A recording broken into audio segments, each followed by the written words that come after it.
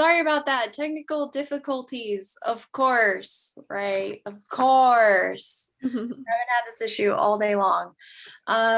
So I know it's 7:01, so I'm not sure what you heard before I got kicked out, but I was saying something that Lily and I will try to go through our introductions as quickly as possible because we have so many questions. And when she opens the floor for your introductions, just backgrounds on yourselves, please try to keep it. We figured 2 minutes or less when you talk about yourselves, so that we have about 5 minutes per question. Does that sound like a plan to everybody? Wonderful. Okay. So then, Kimberly, I think we are ready for you to open it up. Yeah, I opened the meeting a minute ago, so you can Okay. go ahead and just proceed. Okay, wonderful. Thank you. So hello, everyone. I'm Danny Brown. I'm a Master of Public Health student at California State University, Northridge, where I'm also the president of Eta Sigma Gamma. And I would like to welcome you to tonight's panel discussion titled Unmasking COVID-19. The panel was designed and brought to you by ESG. And ESG is a nationally recognized health education honorary with chapters at universities throughout the nation. ESG enhances the professional development of students majoring in the health sciences through involvement in health education, leadership, and advocacy.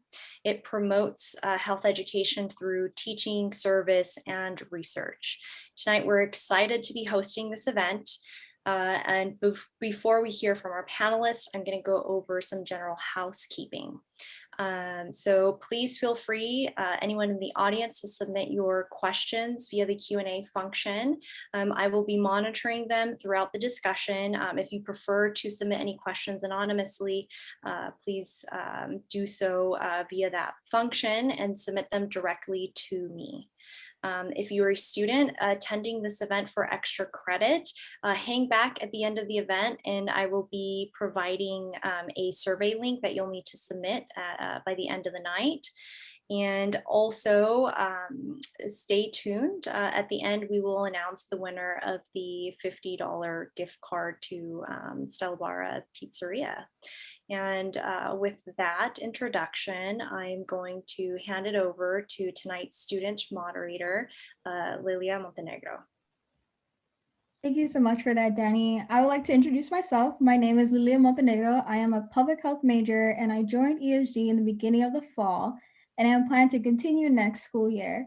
I am not only a member, but I'm also going to be the moderator for this event. As you can see, we have 6 panelists who have been involved in research and on the ground during this pandemic. So I'll turn it over to the panelists to briefly introduce themselves. We're going to go ahead and start with Miss Angela Tobias to go ahead and go first and introduce herself. Hi, everybody. My name is Angela Tobias. I am a public health investigator. I'm contracted with L.A. County Department of Public Health with the ACDC team, specifically the Persons Experiencing Homelessness Division. I graduated from CSUN last May. My undergrad was in social work and social welfare. I received my master's in public health, and I have at least 6 years experience with homelessness. And before I was with the ACDC team, I was working with the Los Angeles Homeless Services Authority with their Project Room Key initiative. So definitely have been alongside homelessness and COVID-19 and how it's definitely impacted our homeless community.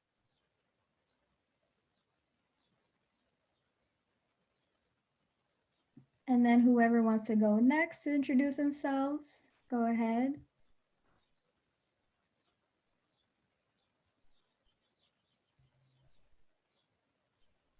Hi, everybody. I'm Vanessa Fuentes. I graduated with my MPH in 2019. I currently work with, I wear many hats at the Los Angeles County Department of Public Health, specifically the Substance Abuse Prevention Control Department, SAPC.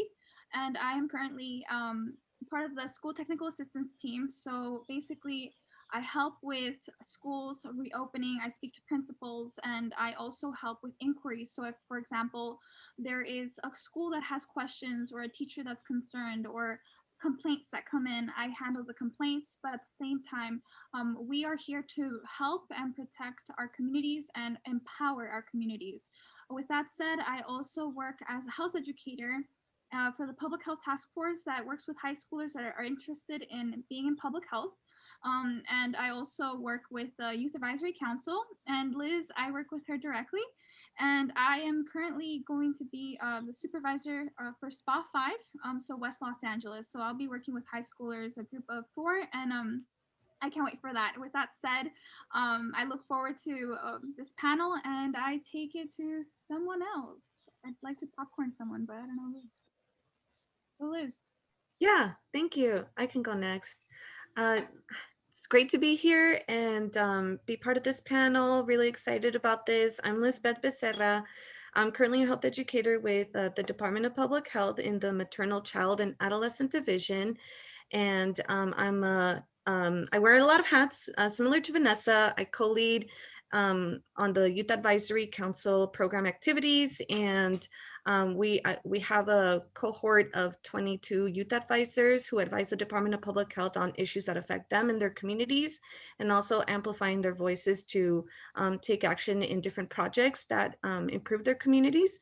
One of them that they're currently working on or working towards is how 16 to 17-year-olds can feel safer about getting the COVID-19 vaccine. So that's really kind of like the youth advisory, where the Youth Advisory Council comes in. And I have this background in adolescent health since 2014, when I started as a volunteer for Peer Health Exchange, where I got my facilitation skills and background in substance use prevention, reproductive health, and community advocacy. So I'm doing that in the Department of Public Health, and I'm really happy to share our experiences and everything. And I'll pass it over to the next person, whoever wants to go next.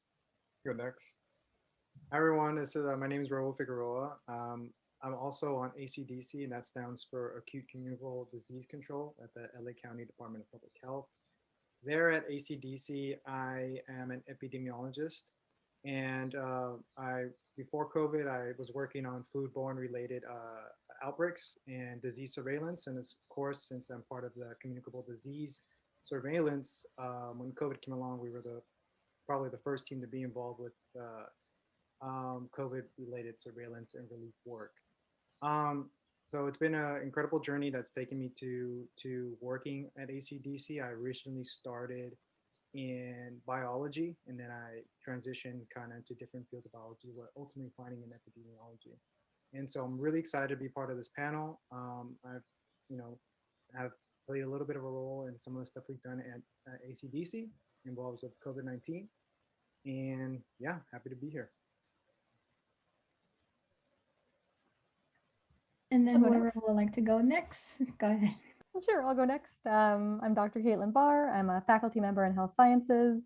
I have a background in disaster preparedness, and I've done studies looking at different attitudes in vaccines, and other studies related to infectious disease epi. So I teach the epi course in our grad program. I teach the infectious disease epi course in our grad program as well. So I'm just really excited to be here and see everyone, see some of our current and some of our past students. So it's just great to be here.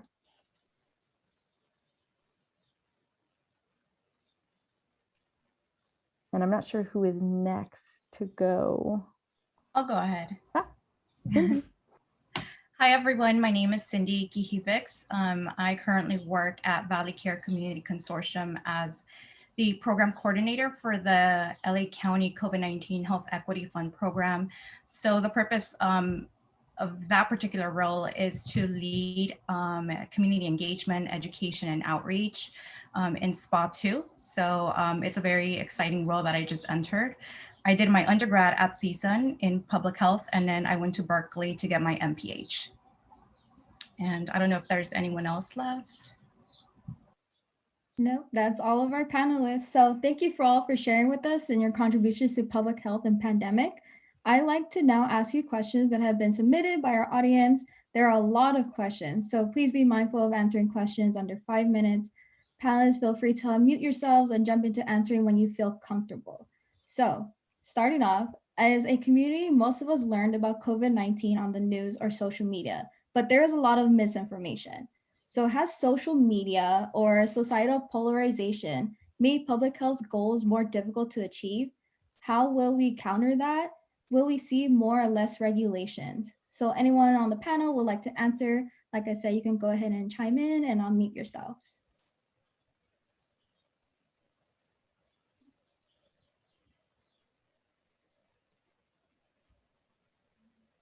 I'd like to take it. I'm sorry, I don't know what's going on. So in regards to the question, when we were trying to find out and figure out what COVID was, it's true, we did have a lot of misinformation that was put on social media and the news outlets, and I know that my colleagues can attest to this. It didn't make things easier. We as public health professionals, we went through so much as students learning about the possibilities and the potential experiences that we would have, but never did we think that we would be in a pandemic. And I feel that right now it's very important to have a presence on social media. I know that the LA County Department of Public Health does have presence, Facebook, Twitter, YouTube, Instagram, and it does send out actual legitimate information, evidence-based information. Also, in regards to like the CDC, it is very important to understand that as public health professionals, there are or programs. I think there's one called the Ambassador Program and the COVID-19 Core. And as a student, as a regular person, you can sign up and you can find out legitimate information that is like I said, science-based, and also there's listservs. So if you were to find, for example, the LA County, so ph.lacounty.gov, there should be an option to be able to become a part of a listserv, and you'll get information on the vaccines, you'll get information on the number of deaths, you'll get information on the number of cases.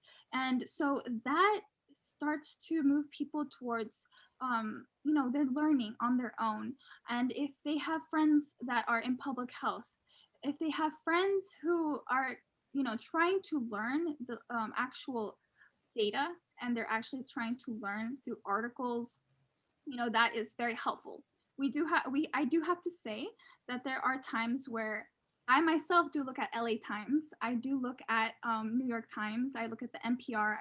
I look at different news outlets to see or, gauge where the general public stands. And so I think that the responsibility that we have as public health professionals and the general public is to educate ourselves and find that information that actually has legitimate standing. And what I mean by that is look at the government websites and also see if you're confused. Like I said, ph.lacounty.gov, CDC, and also feel free to call 211 if you don't have internet access. I'd just love to add on to Vanessa's point, just that idea of evidence-based information. So one of the things that I think has been helpful in the last, 6 to 9 months, since kind of that early 6-month period, kind of recovering from that, is, really encouraging people to, navigate through that misinformation and encouraging, assessing the sources that you're going to, and we know not everyone's going to go to kind of the most legitimate sources that there are, governmental organizations. So what are other sources that might be reporting accurate information that's evidence-based? What are some sources that are not? Really encouraging people, to kind of go beyond the headlines, identify kind of who the author is. A big thing I think we're all discovering with this is checking the date of the article that was published, right? So, I can't tell you how many times I've pulled something up and I'm like, really? Is that? Oh, wait, no, that was from April of last year. We know a whole lot more with something that's been being updated so much, and just really examining that supporting evidence. What are they saying that goes beyond this? Because again, I think, by and large, a lot of people are sharing information. A lot of it's well-intentioned, but just maybe misinformed. So just kind of encouraging them to doing what we can to encourage people to go beyond that information that's out there and really look at what they're saying, just like Vanessa said. I'll also add a little bit to that. I do think this has been a very interesting time as to where, and I think DPH as well as CDPH as well as CDC finally getting their stuff into gear. I know they had different pressures than these other local and state governments organizations, but now we really are challenged of how to inform individuals and playing that role. A lot of times public health has played this kind of back seat into really establishing some sort of connection with the community in terms of just disseminating information. But now, because of COVID, we've had to take that front seat. We've had to take that role at driver's seat to really disseminate information. And everyone on this panel has done an absolutely incredible job in contributing to that very need. So I think it's a challenge that we've had to step up to do, and I think we are doing our best, and we are going to continue to do better. Thank you so much for that, panelists. We'll go ahead and move on to the next question too as well. We'll transition to the big topic of the evening, vaccinations. What are your recommendations on the different types of COVID-19 vaccines? Are they equally safe? Are there restrictions on who should get them? And then what is the protocol regarding vaccinations for underserved populations? Those are fantastic questions. I'll try to, I'll give a stab at a couple of them, maybe a couple of them, and I'm sure other panelists will kind of tie in some of that other stuff involved with that. In terms of the vaccines, when we look at the data and what the data suggests, they're all good. They're all really, really good. They all go through stringent trials to figure out which ones are safe and effective, right? And so they must pass these trials. So no shortcuts were taken at all. And so I think that was something that was out there that was being said, like why were some of these vaccines approved so quickly? And the thing was that they weren't approved any quicker than they would actually be through in a trial. Things were fast tracked because of the situation that we are in terms of getting trials to be done, right? But not in terms of actually running through these trials and seeing how effective and safe things are. So there was no shortcuts taken in any of that. I believe that the most common ones, obviously, we have Pfizer and we have Moderna. We also now have Johnson & Johnson that's been re-allowed to be given out, right? In terms of Moderna and Pfizer, they're incredibly effective. I mean, they're more effective than we probably would have ever imagined. I think at the beginning, before these vaccines were even pulled out, right, before they were actually rolled out, we were really hoping for something that had a 70% effectiveness, right? That would have been great. But we have vaccines that are 94, 95% effective, right? At least with the current strains that we've looked at. There are some new variants of concern that we'll, I'm sure, talk about a little bit more on this panel. But those vaccines are really, really good. And even after just getting one dose, the effectiveness is quite high. So about 80% or something along those lines. So in terms of vaccine safety, they're probably a lot, it's safer than we would have imagined. They're more effective than we would have imagined. I'll leave it at that for now. I know there's going to be other questions that we'll touch. I don't know if any other panelists wants to touch on something I didn't touch on, that response.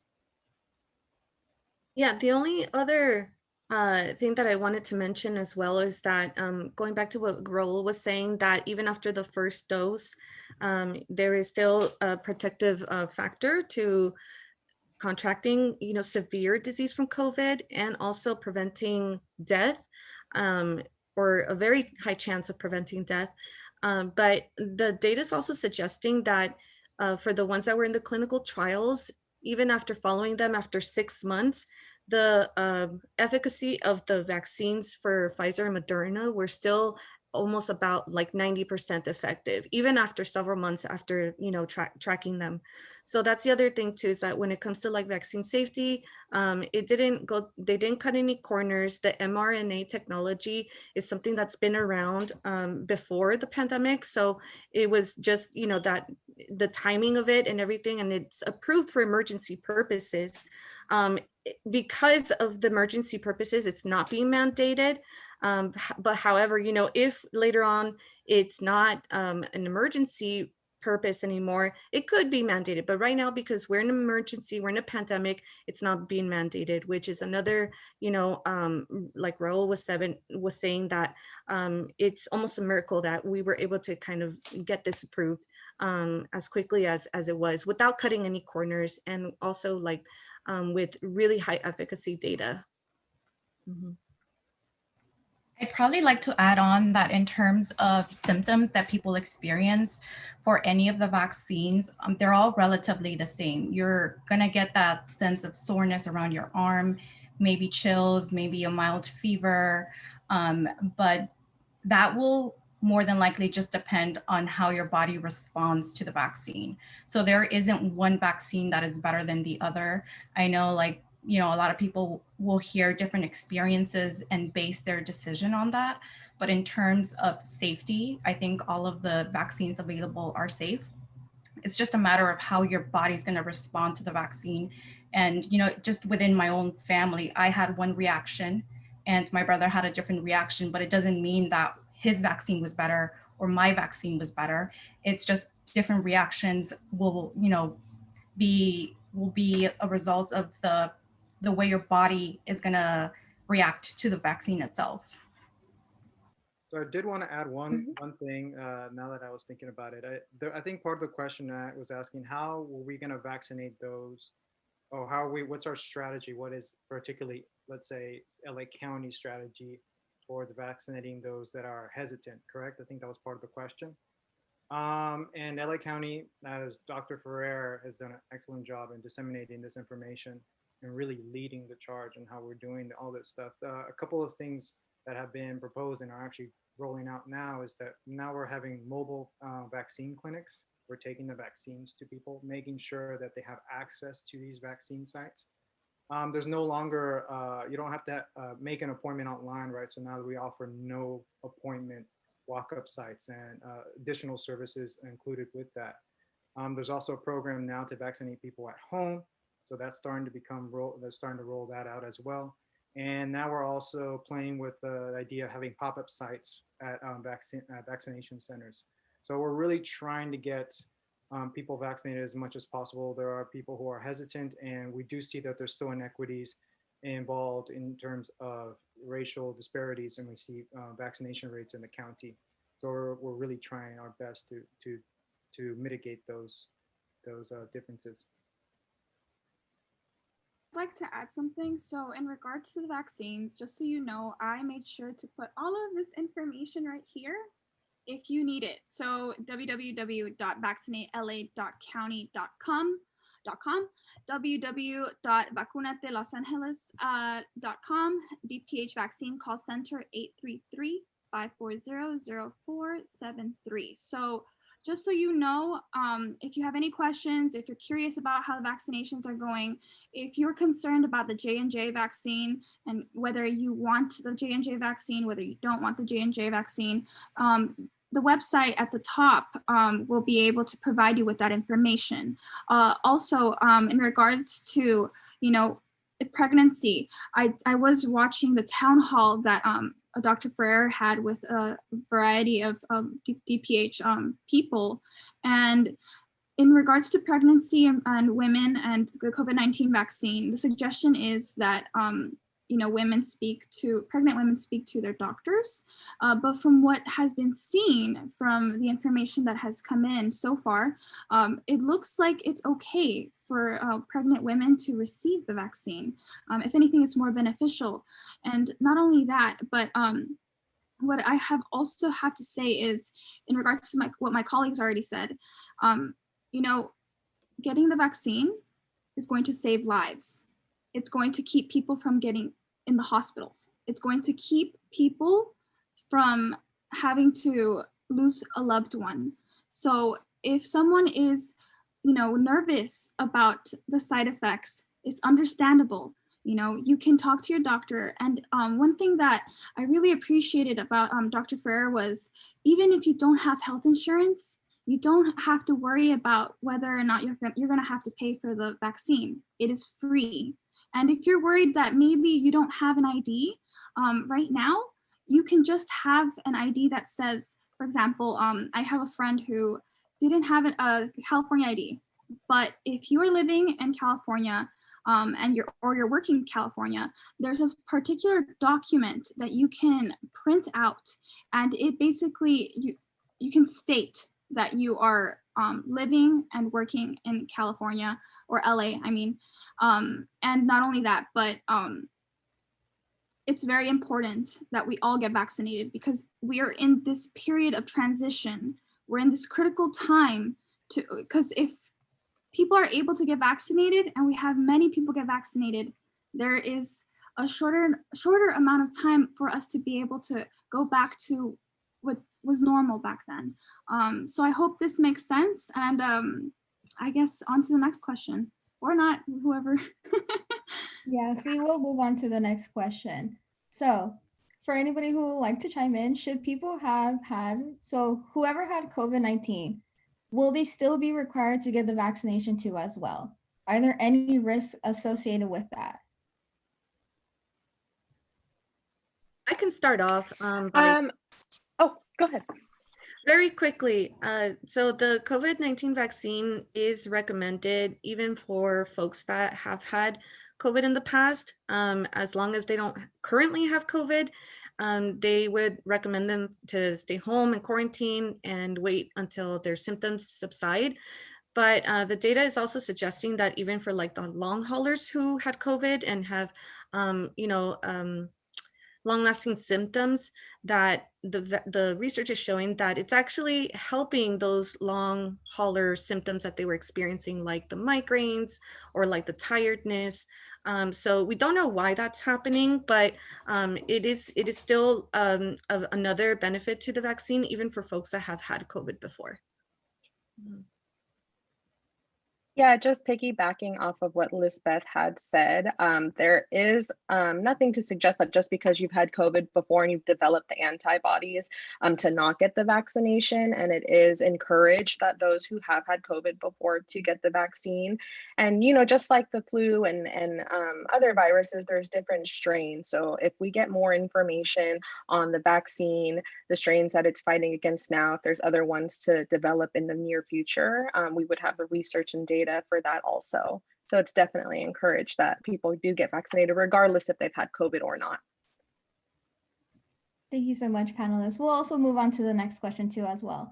What happens if we don't reach herd immunity? Will we continue to see surges or have some kind of closure? I'll go ahead and start off that.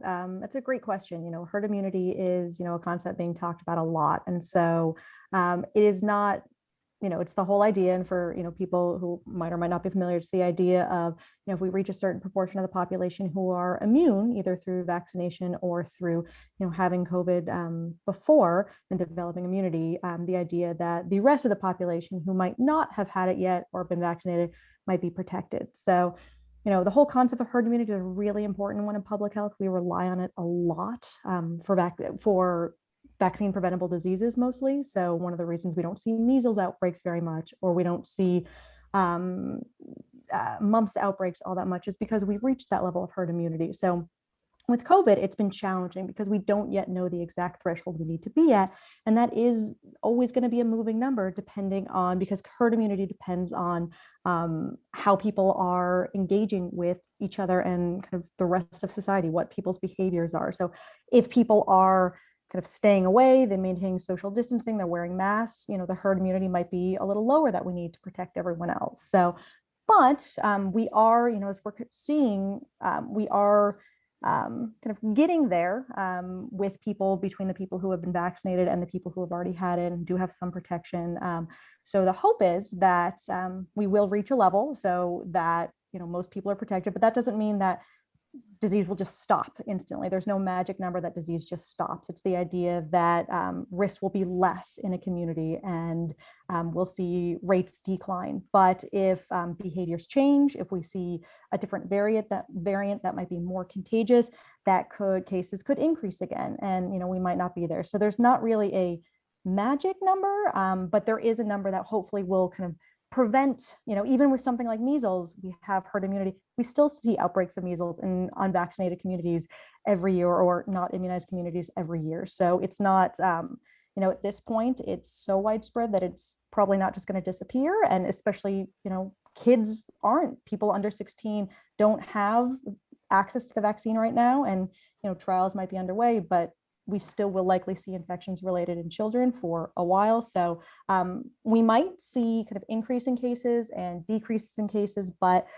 any level of protection that we have is great in that way. And so, even if we're not fully at disease not spreading in a community, if we have 70% or 80% of the population who's immune, we're going to see less cases. So, that really is what we're shooting for. We're shooting for kind of this decline in cases related to immunity. So that's why it's so important to, not just, hey, we got 80% of the community, let's stop now. The 20% that aren't vaccinated yet, you don't need to be. It's really important we kind of keep encouraging it to get rates as high as we can, because we don't yet know that exact number that's really going to be truly protective. So Thank you for that, Dr. Barr. Since you are talking, we do have a question for you, but it's also for anybody else who would like to chime in too as well. So please tell us, do you know anything about COVID protocol coming back to campus? That's a great question. So right now, the CSU and UC did release guidelines saying that if and when the vaccines are fully approved, so as we talked about before, right now they're currently authorized by the FDA, an emergency use authorization. When they are approved, there is a possibility, and it is stated in their kind of press release that they will be mandated to be given to any people who plan to come on campus in the fall. So right now that is the most recent word, and I think that report was released this week, within the last week or so that was released. So right now, if it does get approval, then they will be mandated. Right now, they are not currently mandated, but that is kind of the plan right now. Again, things are, this is a dynamic situation. So, but, with the size of the CSU system, with the size of the UC system, really planning and trying to have that clear plan to advise faculty, staff, and students of that has been a priority. And so that is currently where they wanted to set the words, set kind of the guidelines right now for things. In terms of classes, we will, right now, the plan is to have, quite a number of classes coming back in person in the fall with safety protocols in place. So they have gone through a lot of effort on campus to really look at how to do things safely in terms of classroom space, frequency of cleaning and sanitizing, equipment, door handles, and all of that, and kind of spacing out capacity has been of primary concern. But they do plan to bring some, I think the percentage I don't want to quote because that might change, but a good number of the percentage has been introduced to bring back fall classes online. I'm sorry, fully in person right now. There also might be classes that come back as kind of a hybrid model, some in-person time, some online time, but it does look like that is the plan currently for fall. So hopefully, again, dynamic situation, things could change, but that is the plan right now. But great question. Thank you so much for that. So we'll go ahead and move on. So will SARS-CoV-2 become an endemic? Do endemic viruses typically become more or less dangerous? And will we have a yearly booster contributed to this?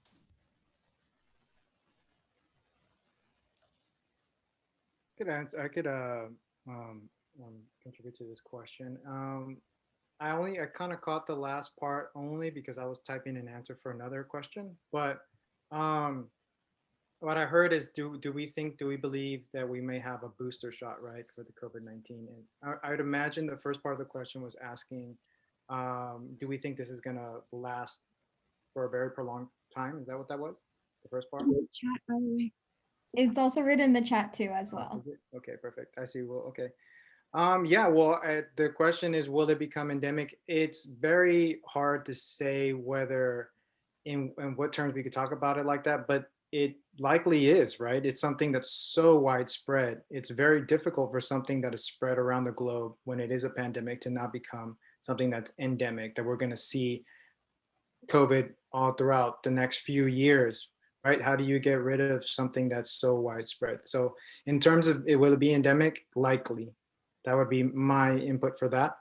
In terms of what we need booster shots, a lot of the research suggests that that is the case as well, that we will likely need booster shots, just like we do with the flu. Now, the flu is even a little bit more difficult to deal with based on its biology and the mechanisms of how it just is something that's able to pick up and change quite a bit more than, for instance, COVID. But the fact that COVID is so widespread, there is plenty, and as we've seen, variants of concern, uh, abilities and chances for it to mutate.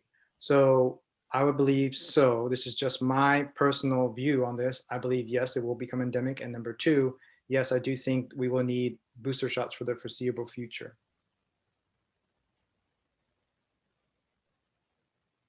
Well said, Raul. Yeah, so also just to kind of piggyback on what Raul said, it's something that, you know, if we see the trends right now, at least in LA County, where the cases are decreasing, and it gets to a point where it's not as risky, we might not need booster shots. But again, with the variants and the you know, the different strains circling around, it just takes one group of people for the surge to come back again, and that's where we might need boosters again. But again, like the variants is, you know, it's definitely a concern. And going back to the vaccines are effective with the variants that we have here in LA County. And even though they're not as effective to the variants that we have in LA County, it's better than zero. It's beautiful. So so that's why, you know, going back to like the vaccine, it's really important to get the first dose, get the second dose, if it's available to you. And if you're able to go get it today, don't hesitate. All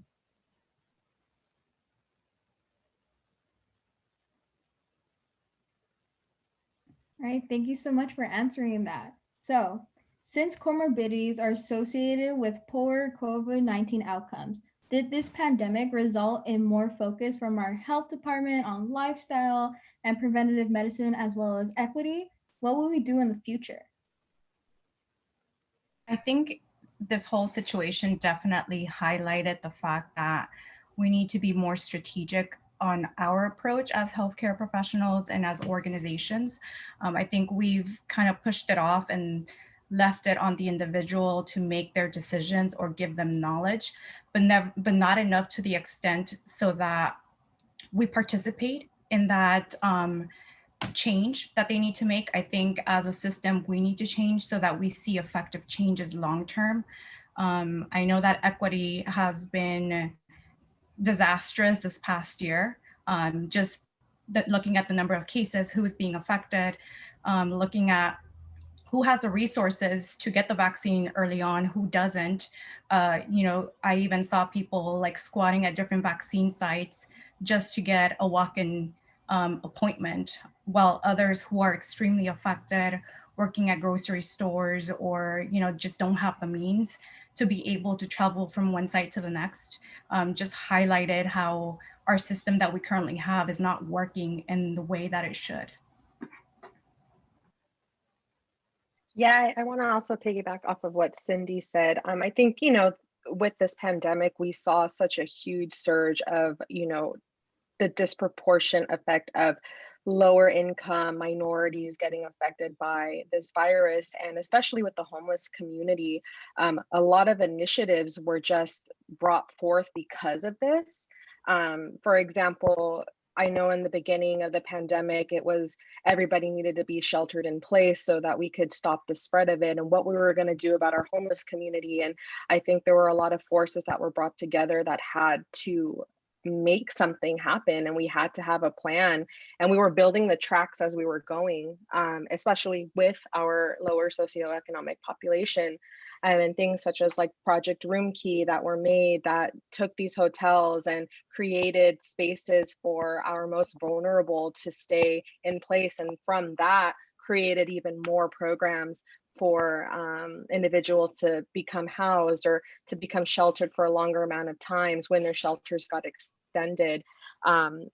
And then also what Cindy was saying at the beginning of when the vaccinations were rolling through and we were so limited on supply, we saw a lot of communities where people who weren't from that community were going to try and get those vaccinations, and taking away from those that didn't have the resources or the means to be able to get that vaccine. And now we're seeing these mobile clinics come through. Now we're seeing what is the easiest way possible to make sure that everybody can get this vaccination. They were going door to door, having people that were like them knock on their doors explaining the vaccination, because we definitely know with our Hispanic population and people of color is that they are able to resonate with those that look like them, that speak like them. And if they're able to feel comfortable with somebody that aligns with their values, we see that trend of those populations getting the vaccine more.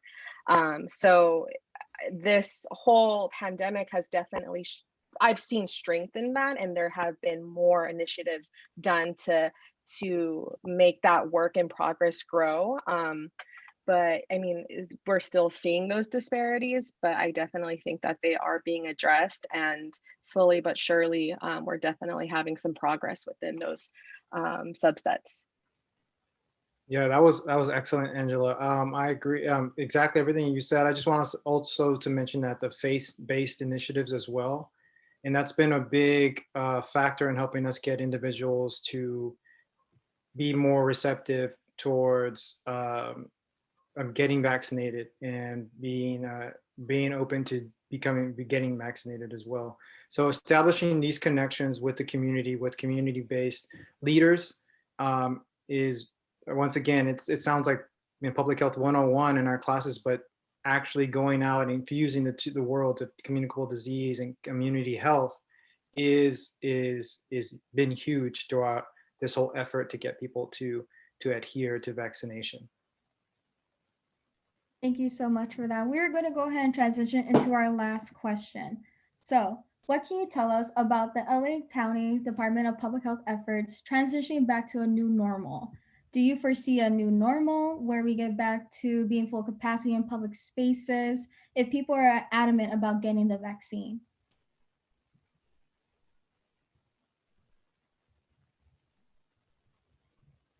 So I'll take a stab at it. Basically, from what I understand and from the events that are being held, there are more town halls that are being held to provide more information to the general public. So basically what we're doing here, that is what Dr. Ferrer does. And you can be a part of that by, following the LA County Department of Public Health on social media, like I said before. You can also try and find more information by becoming a part of the listserv. And in regards to the efforts of transition, right now, we're not going to go back to the normal that we knew a year or so ago. What we're going to see is, people are going to have to get vaccinated, but at the same time, people will still have to keep their masks on. Right now, just like Dr. Barr said, kids won't be able to get vaccines anytime soon. They're still going through trials and research still being done so that children can safely receive those vaccines, hopefully near the fall or so.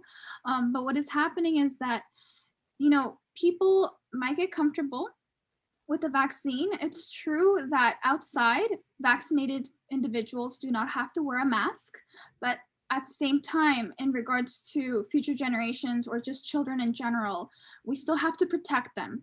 Just because an adult is vaccinated in a family does not mean that the child should not wear a mask in public. So with that said, it is very important to understand that we still need to do contact tracing. We still need to do testing. We still need to have those prevention methods in place in order for us to be able to even think about transitioning into the new normal. Plus, like we've said before throughout this whole panel, getting the vaccines to people's arms and just being able to get to that herd immunity is very critical and very important for us to be able to reopen. And also, do you foresee a new normal where we get back to being full capacity in public spaces if people are adamant about getting the vaccine? Honestly, I personally, I do not speak on behalf of the LA County Department of Public Health. I think so. I have hope.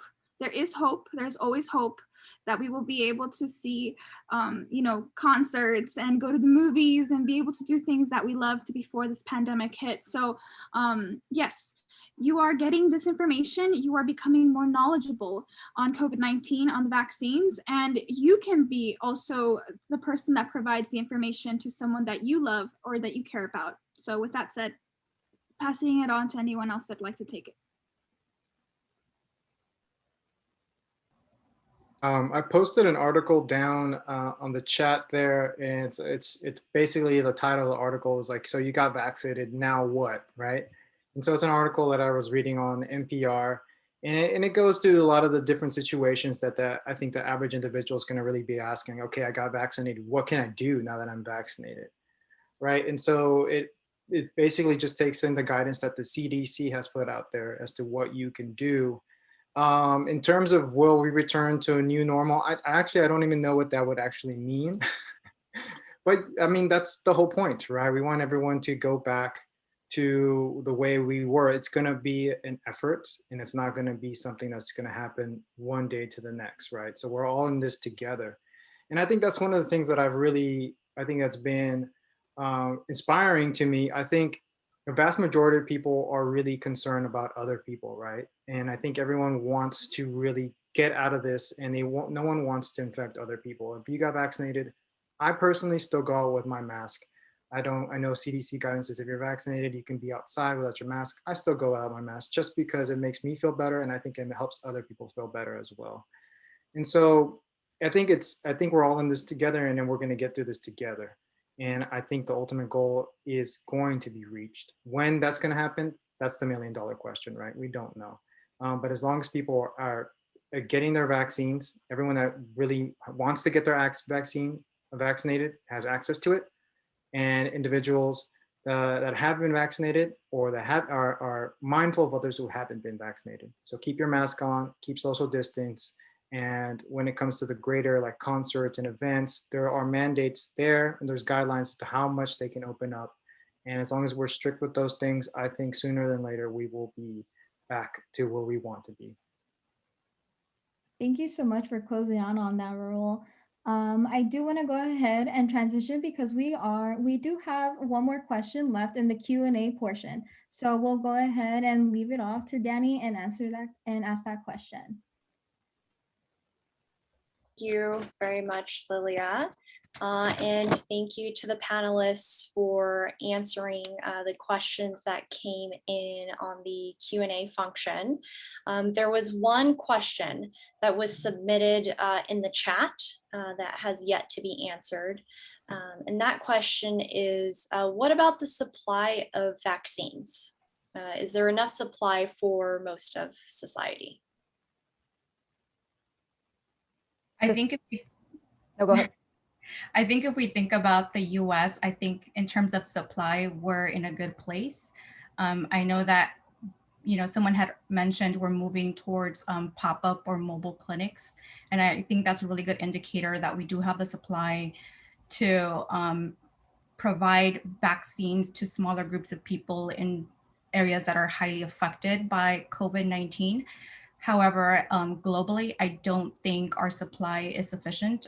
If we think about India, they're going through, some tremendous pain right now because of the number of cases.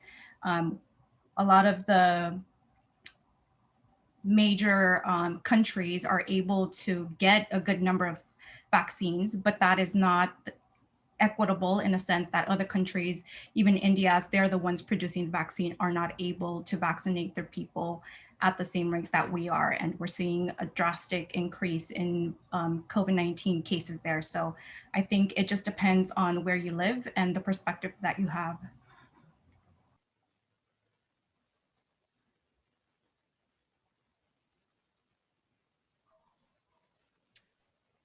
All right, and with that, we will bring a close to tonight's panel discussion. I would like to sincerely thank our panelists for joining us this evening and offering students as well as the community evidence-based information on the pandemic and moving forward. I would also like to extend my sincere gratitude to my executive board who made this panel discussion possible. Without them, we would not be having this tonight. Thank you, community, for joining ESG, the Health Education Honorary that hosted this event. If your organization would like to partner with us in the future, or if you are an undergraduate student or a graduate student majoring in the health sciences at CSUN, I will be posting our email and our contact information so that you can contact us to get involved. If you are a student who attended the event, I will be posting the survey link for you to get credit for this tonight in the chat box. And also the winner of the $50 gift card is Julie Tran.